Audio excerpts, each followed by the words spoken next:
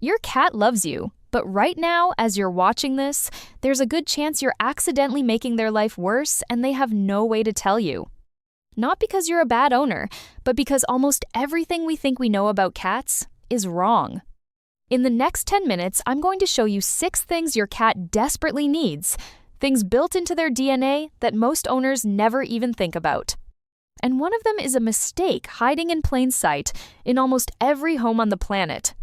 Stay till the end, because number 6, it changes everything. Here's a question nobody asks. What does your cat actually do all day while you're gone? If your answer is sleep and eat, you're only half right. In the wild, cats spend up to 80% of their waking hours not eating, they're hunting, stalking, failing, trying again. Every single meal is earned through effort, focus, and instinct. It's the thing that makes a cat feel like a cat. Now think about what you do every morning. You scoop kibble into a bowl, place it on the floor, walk away. In 10 seconds, you've handed a natural-born predator the answer to the only problem they were built to solve. Every single day. And then we wonder why they're knocking things off counters at midnight, why they're attacking our ankles at 3 a.m., why they seem restless, almost angry for no reason. They're not crazy. They're bored out of their mind. A study published in the Journal of Feline Medicine and Surgery found that cats given puzzle feeders showed a dramatic drop in stress behaviors and even lost excess weight. Not because the food changed, because their brain finally had something to do. The fix is easier than you think. Hide small portions of food around the house, use a puzzle feeder, make them work for it even just a little.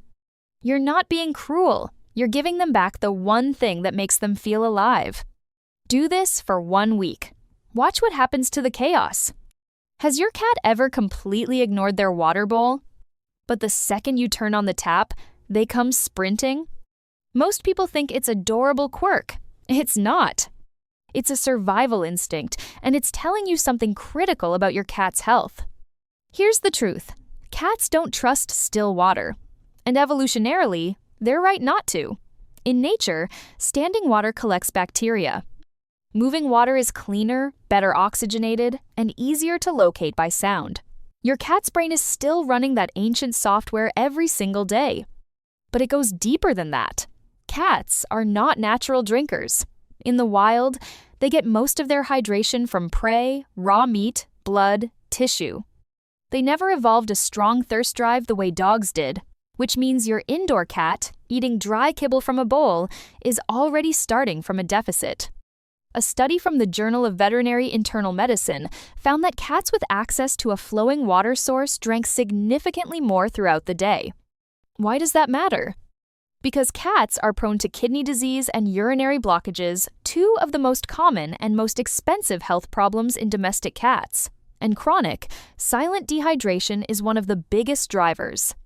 Your cat could be slowly under-drinking every day. You'd never know until something goes seriously wrong. The solution? A water fountain. It doesn't have to be expensive. Even a basic one is a game changer. But, and this is the part people always skip, you have to keep it clean. A dirty fountain is worse than a bowl. Change the water, scrub it weekly, keep it fresh. That one small change, it could genuinely add years to their life. That's not exaggeration, that's biology. Let me ask you something uncomfortable. When did you last really clean your cat's litter box? Not scoop it, clean it. Because here's what most owners don't realize. What you consider clean enough and what your cat experiences are 2 completely different realities. Cats have around 200 million scent receptors. Humans have about 5 million. That litter box you think smells fine? Your cat is detecting everything in there. Every trace, every layer, every particle. And for an animal hardwired to bury their scent to avoid predators, a dirty box doesn't just feel unpleasant, it feels unsafe. A study in the Journal of Feline Medicine and Surgery found that cats would actively avoid boxes that hadn't been scooped, even if it meant holding it in or going somewhere else entirely. That's not your cat being difficult. That's your cat telling you they cannot use what you've given them. Most vets recommend fully replacing the litter and scrubbing the box at least once a week, not topping it off, actually washing it. Because ammonia buildup from urine alone can irritate their respiratory system over time, especially in covered boxes where the smell has nowhere to go. And here's the rule most multi-cat owners don't know. 1 litter box per cat plus 1 extra. 2 cats means 3 boxes. It sounds excessive, but cats are territorial about bathroom space. Sharing causes stress that quietly builds until it becomes a real, expensive problem. Clean it, replace it, give them enough space. Fix this one thing, and you might solve behavioral issues you've been struggling with for months. Have you ever walked into a room and found your cat curled up on your jacket? On the shirt you just took off? On your side of the bed? Most people assume their cat just likes soft things. That's not what's happening. Your cat is seeking you specifically, the smell of you, and it's one of the most profound ways they bond. For cats, scent isn't just information, it's identity, it's safety.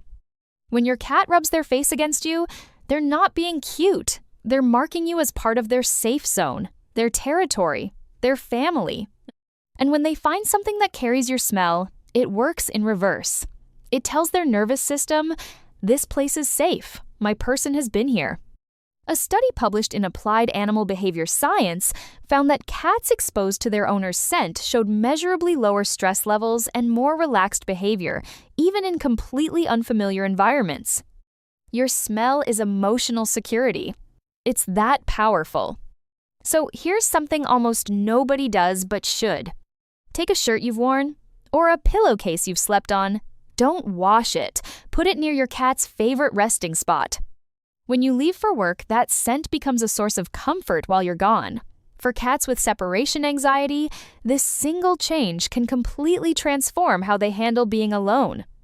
And stop aggressively cleaning their spaces. When you constantly wash their bedding or spray air freshener around their spots, you're not tidying up, you're erasing the scent map they built to feel secure. To you, it's cleaning. To your cat, it's like someone rearranging their entire world overnight. When was the last time you actually got on the floor with your cat?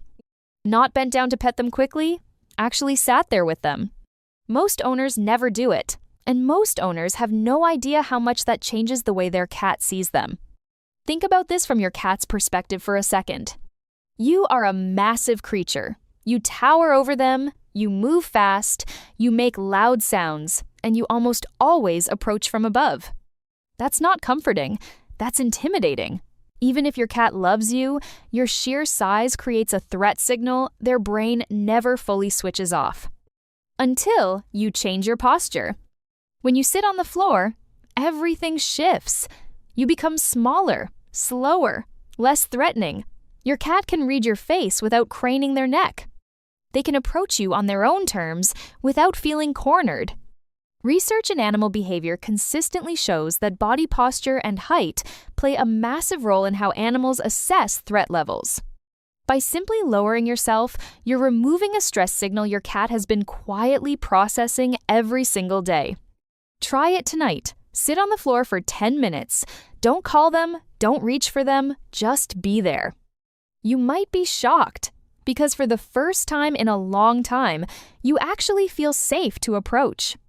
And they will. Remember at the beginning when I said there's a mistake hiding in plain sight in almost every home? This is it. Look around your house right now. Everything is designed for you. Your furniture, your shelves, your layout. All of it built at human height for human use. But your cat doesn't live in a horizontal world. They live in a vertical one. In the wild, height means survival. A cat that can get up high can see every threat coming. They can observe without being seen. They can escape without being cornered. It's not a preference, it's a deep, ancient need.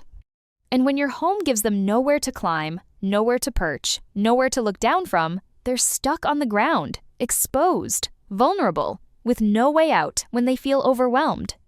A study in Applied Animal Behavior Science found that cats with access to vertical spaces showed significantly lower stress, fewer hiding behaviors, and more willingness to interact with people.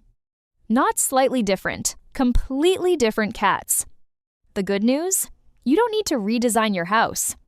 A tall cat tree near a window, some wall-mounted shelves, even clearing the top of a bookcase. That's enough. You're giving them a space that's theirs above everything, where they can finally feel like they're in control. Most people design their entire home and never once ask what their cat needs from it. But the moment you give them that height, you'll see a shift you can't unsee. A calmer cat, a braver cat. A cat that actually wants to be in the room with you because for the first time, the room actually works for them too. Here's the thing nobody tells you when you bring a cat home. They don't need you to be perfect. They need you to understand them. And the owners who figure that out, who learn what their cat is actually trying to tell them, they get something most people never experience. A cat that genuinely trusts them. If this video made you look at your cat a little differently, share it with someone who needs to see it. Because somewhere out there, a cat is silently wishing their owner knew this stuff. Go check on yours.